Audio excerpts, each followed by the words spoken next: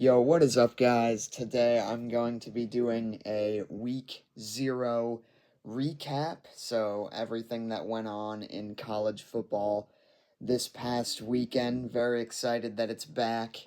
And yeah, just going to be going over I think, 5 games that went on at the FBS level, starting off with the biggest one, which was obviously the very interesting game that went on in Dublin, the top 25 matchup between Iowa State and Kansas State. So this game, very sloppy game, first off. Neither team could really seem to get out of their own way. Lots of fumbles, especially in the first half. The fourth quarter was really entertaining. Quarters 1 through 3 were either punts or fumbles outside of 1 or 2 drives for each team, and then it really picked up and it turned into an instant classic in the fourth quarter with teams scoring points left and right. But I think more points were scored in the fourth quarter than the first 3. But I think if I had any takeaways from this game, now we know that, the track record of teams who play in Dublin is not great. Uh, Florida State is a great example last year. Now, I don't think that was completely attributed to the fact that they played in Dublin to begin the season and then had to switch back and play all across the country throughout the year. But I think maybe there is something to do with it. I think teams who have played in Dublin the past 3 or 4 years have overall had losing records. Now, some of those teams, again, are Florida State, Nebraska, Northwestern. Maybe they weren't going to have winning records anyways, but there is certainly an effect that goes on there when teams play out in Dublin and then come back for the rest of the season playing all over the country. And for the Big 12, that's certainly the case. You've got teams out in West Virginia, UCF, Iowa State, and then all the way out west with Arizona, Utah, and Colorado. So it'll be interesting to see how Iowa State and Kansas State come back from this week zero experience. But yeah, as I said, it was a very sloppy game. Uh, Questionable fourth down calls from Kansas State were part of the reason that they lost, and then Iowa State putting the nail in the coffin at the end on 4th and 3 with a dump off pass to Carson Hansen. That was a gutsy play call. It won them the game clearly in the end, but if it didn't work, it was going to be Kansas State ball, and they would have only been up 3, which would have meant maybe a field goal drive to tie it or a touchdown drive to win would have been open for Kansas State the other way. If they had kicked the field goal, they would have only been up 6, but um yeah, Iowa State just got the job done, and it was too little, too late ultimately for Kansas State. So 24-21. If I had to take one thing away from that game, honestly, between just the way the game was played, I know the conditions were not great, but I honestly don't know if I see either of those teams in the Big 12 championship at the end of the year. Certainly Kansas State's path becomes a lot more difficult with that loss. They would probably have to win out or at most lose one more Big 12 game out of the 8 that they have left.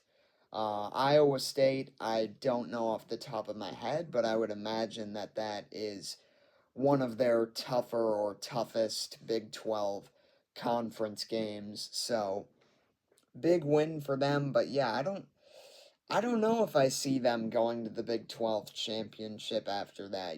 There are going to be a lot of competitive teams in this conference. It's one of the deeper conferences in the country with, Arizona State, the returning conference champions, and then you got teams like Baylor, teams like Texas Tech. I mean, Kansas, I don't know. Kansas looked pretty good. They have some solid playmakers on offense. Jalen Daniels looked pretty solid there. Now, granted, against Fresno State, but still looked pretty solid there. So we'll see how that team turns out. I think they have some big out of conference game. Oh, Mizzou. Yeah, Mizzou, a big rivalry game restored there. So that'll be interesting. Mizzou's going to be an interesting team to watch. They certainly have a lot of new pieces in this season with the QB room and lots of players elsewhere who are going to be, stepping up. Luther Burden leaving, so who steps up at wide receiver, stuff like that. So, anyways, yeah, the Big 12, as I was saying. Yeah, Arizona State, Baylor, Texas Tech, all those teams and more, you know. You never know who could make a surprise run. I mean, who knew Arizona State was going to be in the Big 12 championship and then win it last year? So you never know. Maybe, I mean, who was picked last? UCF, Oklahoma State, maybe Mike Gundy's squad makes a run at it this year. I have no idea. I don't think so, but you never know. Moving on to other games, UNLV, that was something.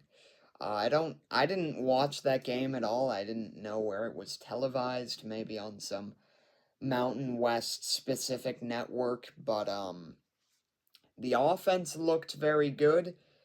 The defense needs to get their stuff together, in nice words, because that was a bit of a disaster, especially the first 3 quarters or so.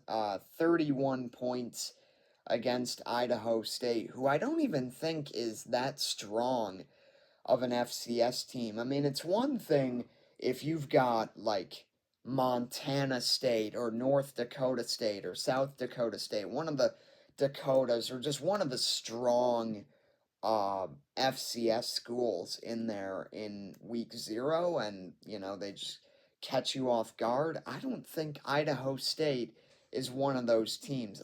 They could prove me wrong. I have no idea.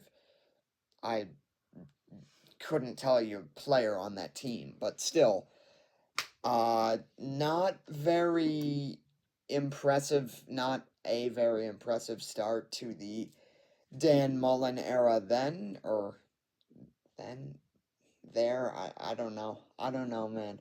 But yeah, I think it's still definitely uh probably a bit too early to judge there. So, trying to get a lot of new pieces in, a lot of new pieces from the transfer portal. That's essentially completely where their QB room comes from. All I know is that Jaden Thomas kid, he balled out and he needs some help because no one else seemed to want to show up, at least for the first half of that game. So a win is a win, I guess, as any given Saturday goes. So yeah, congrats to Dan Mullen and UNLV. So uh, should be an interesting team to watch throughout the course of this year. I won't go over this game too much, but shout out Maverick McIver. Western Kentucky is an absolute quarterback factory, and I don't know why. Um, I mean, not even like you think of like Bailey Zappi and then Austin Reed, but like even before then, like in the 2010s, they were just pumping out QBs at the NFL level. I mean, Austin Reed, I think he's on the Bears. I don't know if he's still there. Bailey Zappi, I don't know where he is. I think he was on the Patriots. I don't know where he is now, but um yeah, I mean their ability to produce QBs at that level for the relatively small program that they are is pretty extraordinary. So Maverick McIver, he's their next slinger. He's a Abilene Christian transfer. A lot of people don't know this, but Bailey Zappi was a Houston Christian transfer, so another FCS school down in Texas that he transferred from, and then came up to the Big Red, as they call it, or I think that's just their mascot. One of the coolest mascots in college football at that for Western Kentucky. So they had a nice conference win over Sam Houston, who has a new head coach there as well. I think he was Wisconsin's offensive coordinator last year, Phil Longo. So 41-24 the final score there. They're going to be another team that I think their offense is going to be able to compete with just about anyone at the group of five level, but the defense is going to be the thing that makes or breaks their season. And then finally, Hawaii and Stanford. Shout out to the kicker, man. I think we've probably all heard about this. The kicker that learned how to kick field goals off of YouTube and then got his moment to shine. Not only the game tying field goal, but just a couple minutes later, the game winning field goal to knock off Stanford.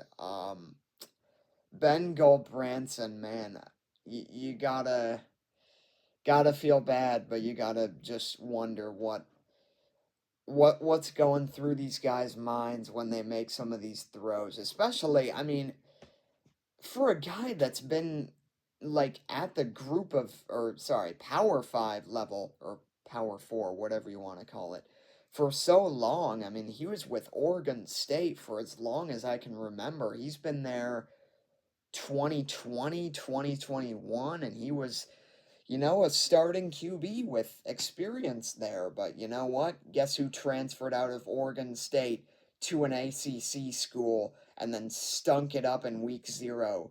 DJU. Oh my gosh, the connections. The connections. Oh, okay. Well, Ben Gulbranson, I did not mean to jinx you or anything, but man, an Oregon State transfer QB who transferred to an ACC school wearing some sort of crimson color and then lose on a walk-off field goal in week 0. So Stanford's going to go 2-10 is what I'm hearing. Okay.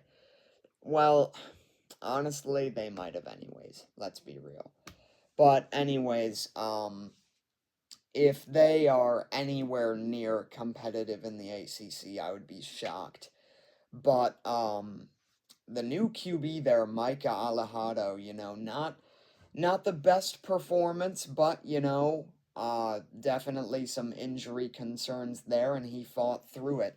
So he's gonna be a guy to watch there. We'll see if he can restore the glory days to that Hawaii program that they had back in the 2000s, I think it was. I don't know, before my time anyways, but yeah, some exciting stuff going on in week 0 across the country, and that sets us up for week 1. So I will be getting out my week 1 predictions sometime later this week. We've got Texas, Ohio State. We've got Alabama, Florida State. We've got Miami, Notre Dame. We've got Auburn, Baylor, LSU, Clemson. So many great games going on this weekend. So can't wait for that. I'll be putting out my prediction video for that one shortly, but I will see you guys in the next one, and peace out until then.